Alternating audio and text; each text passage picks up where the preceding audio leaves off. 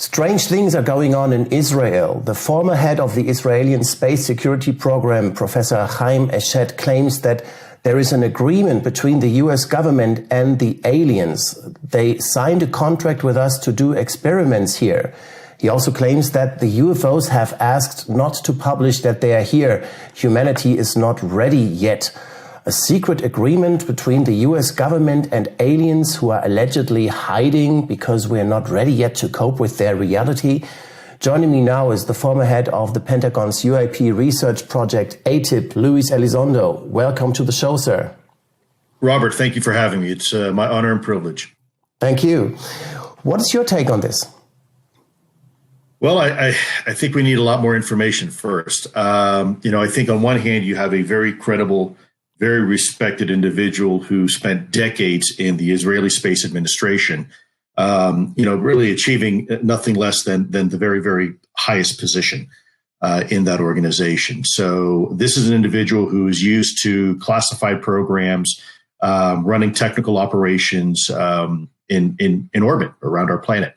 So on one hand, if there was ever a person that was qualified to make such a statement, it would seem to be someone like him and of his caliber. But of course, in the same respect, my background coming from the intelligence world is extraordinary claims require extraordinary evidence, right? And these are very bold claims. And I'm not certainly one to throw rocks at anybody, because 3 years ago when I came out with my claims about the program and ATIP and whatnot, people probably reacted very similar, like, what the heck is going on? So, but I got to tell you, when someone says that there's a signed or written contract between the U.S. and quote unquote extraterrestrial life, contracts are kind of a human thing. We sign contracts if we want certain goods and services, or we want to buy a house or something like that. I'm not sure that if there is a very sophisticated, let's say, alien life form out in our universe, that they necessarily would oblige to contractual agreements like we do as human beings. That seems to be more of a human type mechanism, frankly. Again, not really knowing what this individual knows. For me, I think it's certainly a fantastical claim that we should probably try to find out more information about. But also, I will say, in reality, if you have a president like our current president Trump right now, with information about something like this that can affect humanity, when you look at this from a practical perspective, right? This is a president who is in the throes of trying to, if you will, protest the recent election results, and is trying to find any type of mechanism to challenge the results.